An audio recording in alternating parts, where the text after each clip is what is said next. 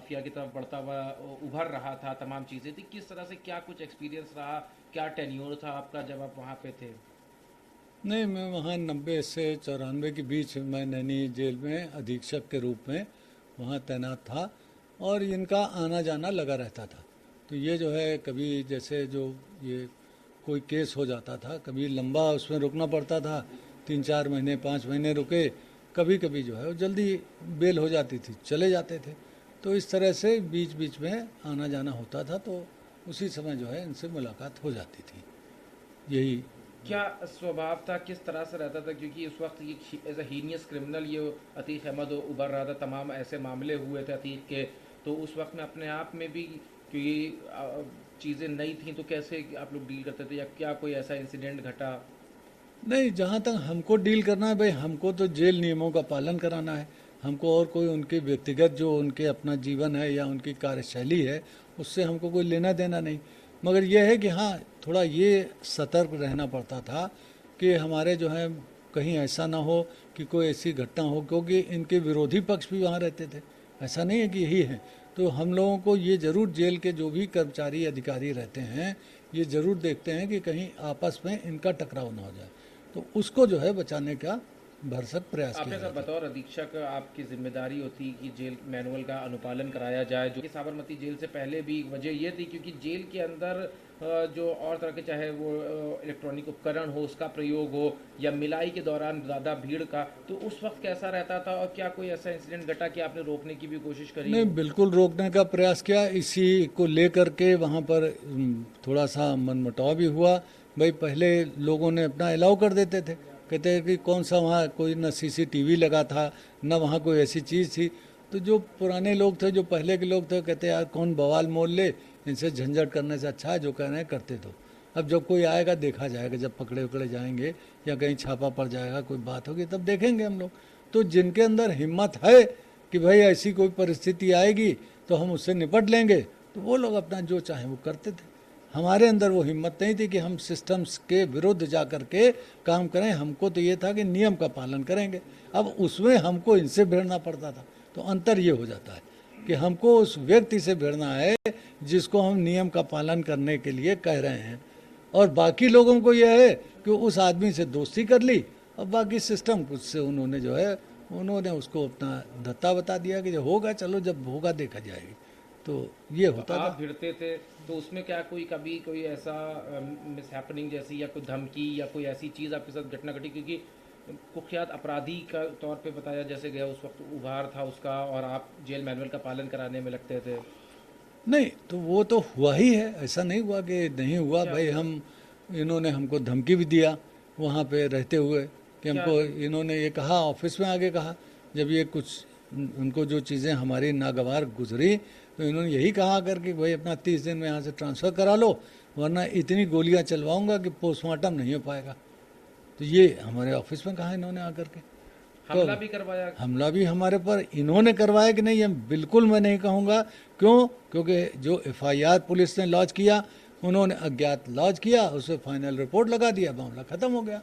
तो उसमें कौन सी, हम मरे किस तो चीज़ थे से नहीं। हमला हुआ, क्या हुआ? नहीं, कट्टे से मारा गया था हम अंदर, गोली जो है यहाँ पे अंदर आज भी उसके निशान बने धमकी हुए हैं। मिलने के कितने दिन के बाद ये हादसा हुआ अब था? याद नहीं, मतलब था उसी के आसपास का, आगे का पीरियड होगा, महीना हो सकता है, वो हो सकता है, वो ठीक है उस वो। वक्त पे इतनी बड़ी धमकी, क्योंकि अतीक अहमद को द्वारा दिया गया, तो कितना आपको क्या फील हुआ? क्योंकि आपके पास भी वो उसका हमेशा से रहा कि परिवार वालों के ऊपर भी हमला करना, ये सारी, तो आप भी एक एज अ फैमिली मैन, क्या कुछ रहा उस वक्त? घर वालों का क्या रिएक्शन था कि जब अतीक अहमद से आपको इस तरह की? मुझे जब गोली लगी थी, रात का समय था, 8 साढ़े 8 बजा हुआ था, हम अपने घर आ रहे थे।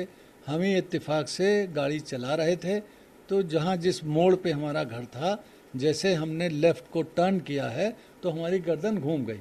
अगर गर्दन हम सीधे, जैसे गाड़ी चला रहे हैं, सीधे बैठे होते, तो यहाँ कनपट्टी पे हमारी गोली लगती और मामला ख़त्म हो जाता।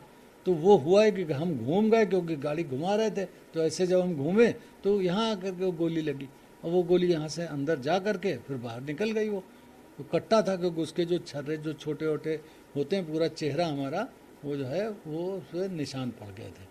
तो लोगों ने देखा, जिन लोगों ने, अरे बोले हम भी, हमको पहले लगा कि हमारी गाड़ी शायद टायर बर्स्ट कर गया है, क्योंकि एकदम से धुआं उठा। तो हम उतर के हम पहले नीचे देखने लगे। नीचे देखा तो उसमें जो है गाड़ी तो ठीक थी। तब तक कुछ लोग आए, उन्होंने कहा अरे तुम्हारे चेहरे पे क्या हो रहा है, और फिर हमने हाथ पीछे लगाया तो गीला सा लगा, हाथ देखा तो खून था। तो लोगों ने कहा अरे आपको लगता है ये 2 लड़के अभी जो हैं वो स्कूटर से गए हैं और उन्होंने ही ये किया है। कुछ लोग वहाँ वहाँ पान की दुकान है हमारे घर के पास, उस समय हुआ करती थी, और लोग थे, शाम का टाइम था तो लोग जो है बाहर खड़े ही रहते हैं। तो फिर हमने गाड़ी दौड़ाई उनके पीछे कि शायद वो मिल जाएं, तो मिले तो कोई नहीं। लोगों ने कहा यार, और लोग मोटरसाइकिल से पीछे हमारे जो थे। घर वालों ने कोई नसीहत दी आपको? घर वाले कोई नसीहत, घर में कुछ बताते ही नहीं तो नसीहत कौन देगा। तो इस दौर जो हमला हुआ तो आप अतीक आपके जेल में था? अब नहीं, शायद ये जेल में उस समय नहीं था, निकल गया था ये।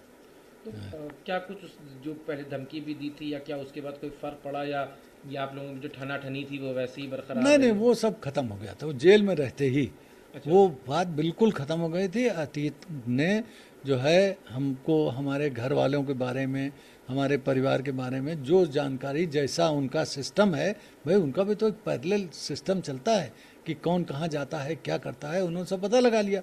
फिर उसको लगा कि शायद ये हमसे कुछ लेन देन करना चाहते थे। इस संदर्भ में इन्होंने ये एक भौकाल बनाया कि मैं ये कर दूंगा, मैं ये नियम का पालन करो, ये करो, वो करो। तो जब उसने देखा, फिर हमने कहा जब तुम्हारे मन में ये बातें, सीधे हमसे पूछ लेते कि आपको साहब कुछ चाहिए वही तो नहीं, तो हम कह देते कि हमें कुछ नहीं चाहिए।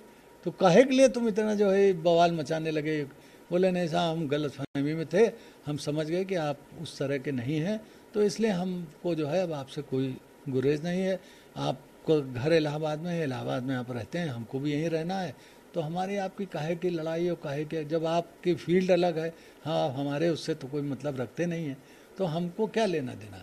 तो इस तरह करके बात हमारे आपस में दोनों की, कोई उसमें तीसरा नहीं था। ये नहीं कह सकते हैं कि कोई बीच में आया समझौता कराया, ऐसी कोई चीज़ नहीं थी। आपके दौर के बाद वहाँ पे और भी शायद आपके बाद लोग उसका पालन नहीं कर पाए, जेल मैनुअल का।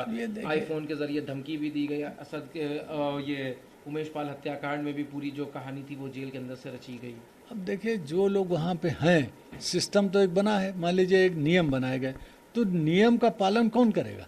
जैसे कहते हैं कि मैन बिहाइंड द मशीन वाली बात है कि मशीन तो बिल्कुल पक्की है, अब उसको चला कौन रहा है? जो चला रहा है, अगर वो ढंग से चलेगा तो वही मशीन अच्छा काम करेगी।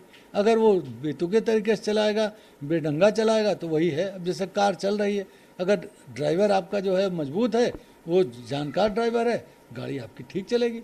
अनजान है जो है, ऐसे ही ड्राइवर मिल जाएगा, गाड़ी लड़ जाएगी, एक्सीडेंट हो जाएगा। तो वही है कि हम सिस्टम में जो आदमी काम कर रहे हैं, जो अधिकारी हैं, जो कर्मचारी हैं, उनकी निष्ठा ठीक होनी चाहिए। थोड़ा सा उनको ये करना चाहिए, भाई हम जिसकी रोटी खा रहे हैं, जिसका हम जो है हमको इसी नौकरी से मिल रहा है, हमारा घर परिवार, हमारा मान सम्मान, जो लोग हमको समाज में जानते हैं, इसी नौकरी की वजह से जानते हैं। तो अगर ये भाव पैदा हो जाए, फिर हम किसके लिए काम कर रहे हैं? अब अपराधी के लिए हम बनाए गए हैं क्या कि हम जो है अपने जो है प्रदेश की और देश की सेवा करने के लिए बनाए गए हैं? तो अगर ये भाव जागृत हो तो शायद ठीक हो जाए, मगर नहीं है। अब लोग अपने को छोटी मोटी चीज़ों के लिए, कुछ चंद रुपयों के लिए या किसी डर भय के लिए, हम कहते हैं ये भी एक गलत चीज़ है। अगर आप डर रहे हैं तो आप अकेले तो हैं नहीं, पूरा सिस्टम आपके साथ है। आप अपने जो है वहाँ के पुलिस अधिकारी हैं, आपके प्रशासनिक अधिकारी हैं, आईएएस अधिकारी हैं, आईपीएस हैं, डीएम हैं, कलेक्टर हैं, कमिश्नर हैं, हर तरह के लोग हैं। आप उनको कहिए, अपने आईजी को आप यहाँ फ़ोन करिए कि साहब हमको ये खतरा है यहाँ पे, और ये इस तरह का गलत काम हो रहा है। तो अगर हम रोकना, हम नहीं डायरेक्टली सामने आना चाहते हैं, हमको डर है, तो डर को आप इस तरह से दूर करिए।